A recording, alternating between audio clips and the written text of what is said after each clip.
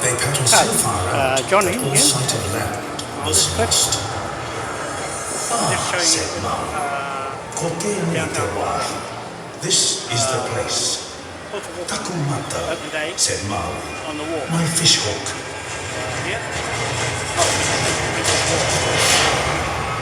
Maori made the fish hook from the jawbone of his grandmother. I just want to share it with you. People in England, Ka 175 whiua e Maori years, tana people been in our country Maori and settled trust down his with us. love. And so we're coming here to settle down with you in your country, England. And let's pretty well say we'll colonise the place under King William and Moai, native people of the Pacific. Pull on the fishing line was the signal. But in a nice way. Cried his brothers. He has a good catch of fish. He ika nui kuriria hau, cried Maui. I have a great fish. He te ika nui, chanted Maui. Pull, pull the great fish. Young in England, supporting us. Video and so it was that Maui did indeed catch a great fish. Te ika Maui, the fish of Maui, became the North Island of New Zealand.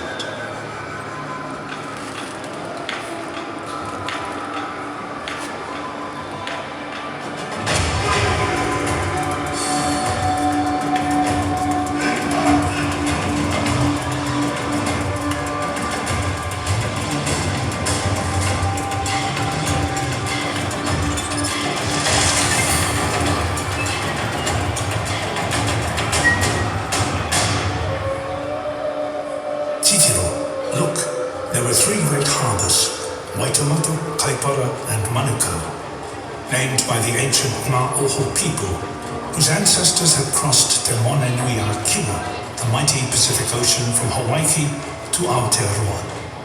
They discovered a land that had been shaped over thousands of years by volcanic eruptions. The last of those occurred just 600 years ago. It is said that dissension among the Tureu, fairy folk, saw the waters of the Waitemata heaving and roaring in a cataclysmic rage.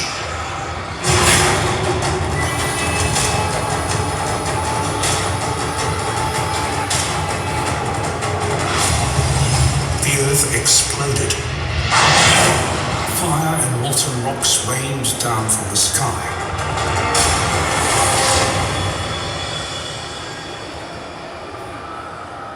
When the anger had passed, the majestic island of Rangitoto was left, marking the entrance to the Waitemata Harbor, a gateway to new settlers arriving from across the world.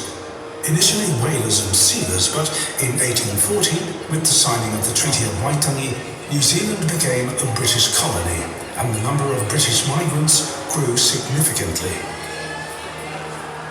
On September the 18th, 1840, the British flag was raised on the shores of Waitemata, where Hobson planned to establish the country's new capital.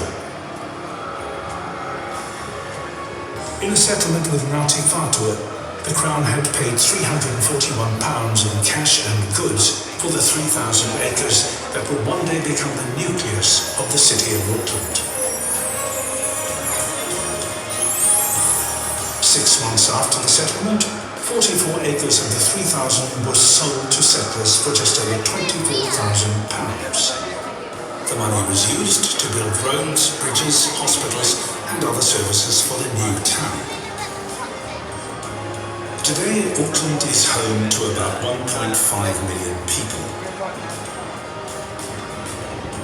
A vibrant melting pot of cultures, traditions, and lifestyles, it is the world's largest Polynesian city and one of the great cities of the Asia-Pacific.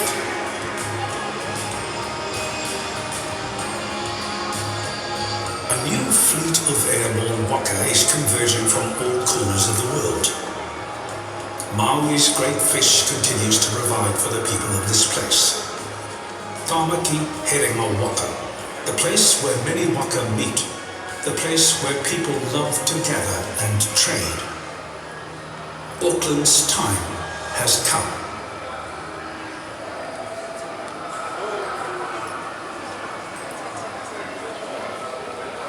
Well, that's the story, a little bit of Auckland, New Zealand. According to Maori legend, Maori and his brothers sailed out to So sea that's to Tauma Ika, the great fishing just to show you a little bit. Hoiara te Wakame. They paddled so far out that also Matt Taylor and crew with the new Moai King William Party, political party, and the Moai party here in New Zealand. From Devon here in Auckland, over the shore, and also Debtor in England.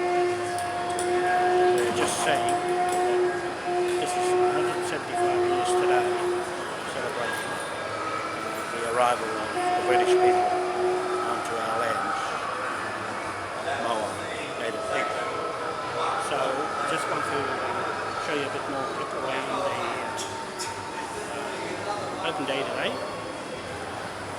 with the rest of the ports of Auckland. Thank everybody for watching.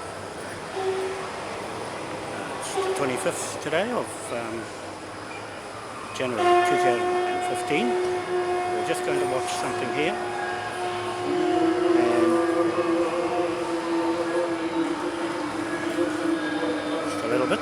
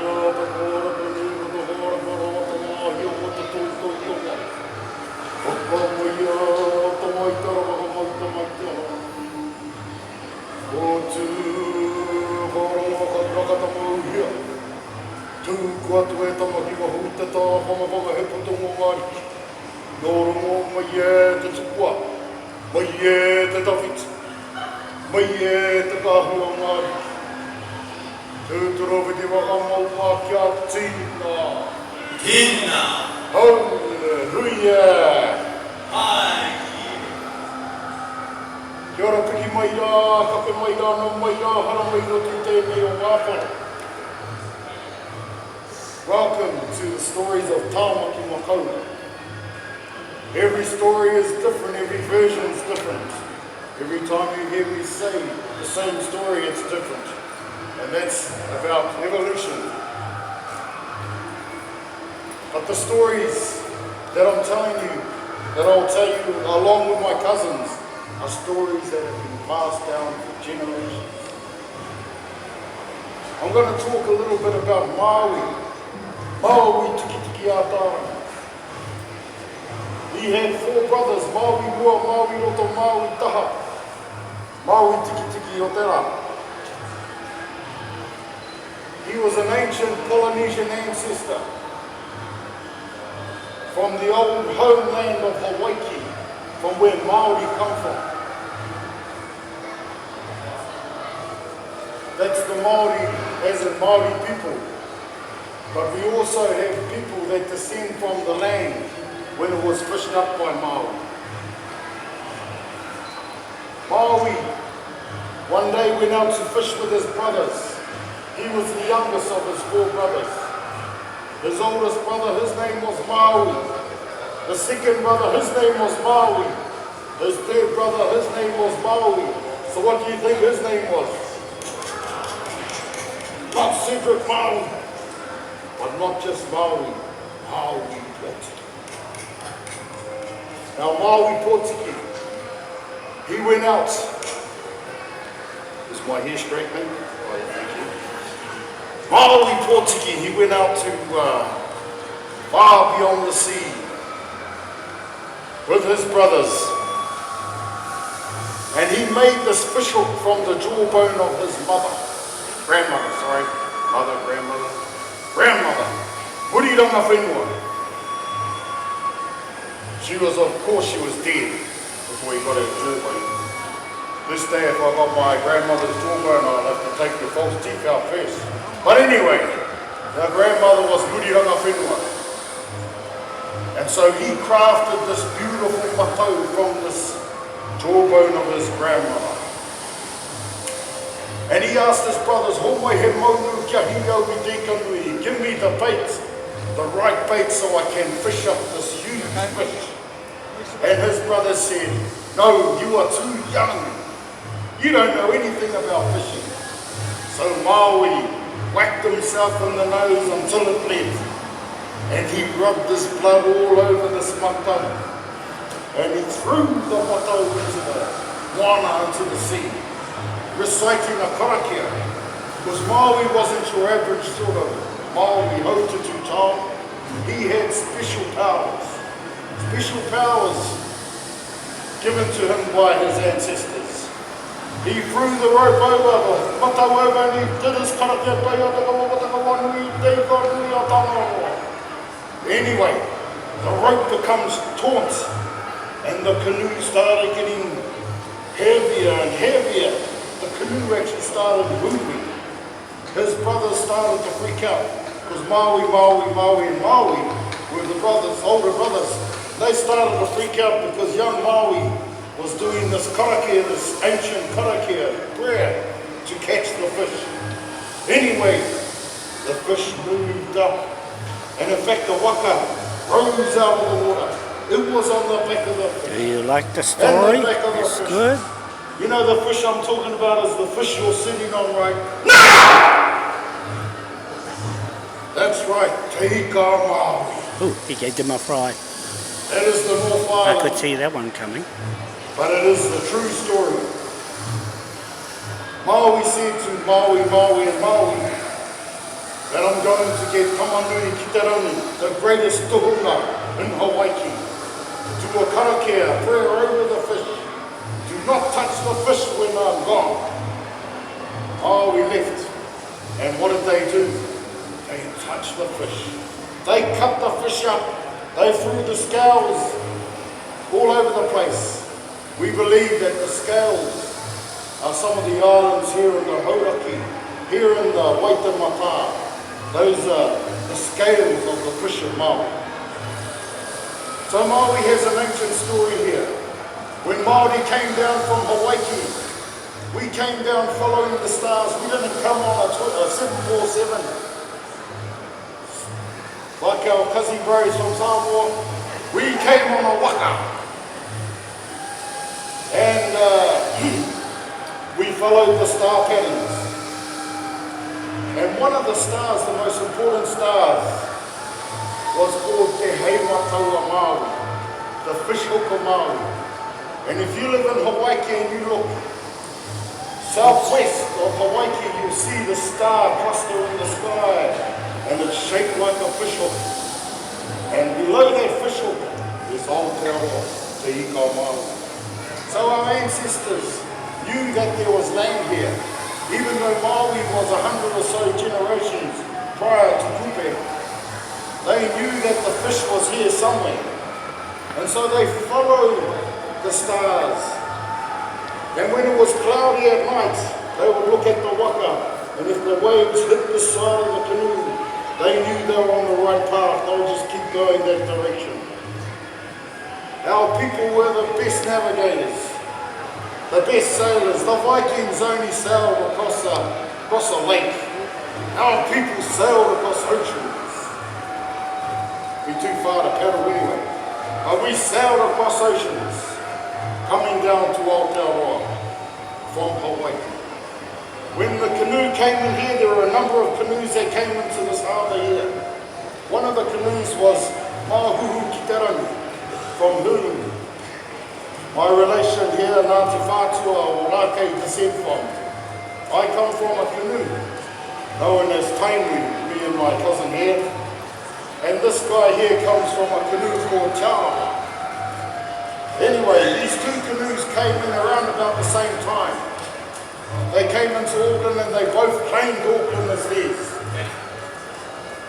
Anyway, Hoturoa, who was the captain on the Tainui, said to the captain on the other canoe, they were actually cousins, said, "This is my whenua, this is my land." And so they had a bit of a fight between Mututapu Island and Rangitoto. There's a creek that goes between there called Waitemata. Anyway, they had this fight there. And Huturoa whacked his cousin in the nose and it started to bleed. One of the names of that island out there is known as Te Rangi I Toto Ngā Te Ihu o Tamate Kapua. Can you all say that? Te Rangi I Toto Ngā Te Ihu o Tamate Kapua. I'm serious. Te Rangi I Toto Ngā Te Ihu o Tamate Kapua. Yeah, something like that. Anyway, it means the day that the blood shed ran down the nose of Tamate Kapua. So Tamate Kapua left Auckland and went down to Whakapapa on the east coast. And his people stayed there. However, they named a number of places here in Tāmaki Makaurau. Ōkahu Bay, for instance, the proper name is Ōkahu Mata Mamoi. Can you say that? Ōkahu Mata Mamoi. Excellent. Anyway, there are a number of names that were named at the arrival of these two canoes. If we go to Otahu, the proper name of Otahu is known as Te Otahu Tango Te WAKA Canoe. You say that? Te Otahu I will go and make some more clips, I think, before it runs out. Thank you.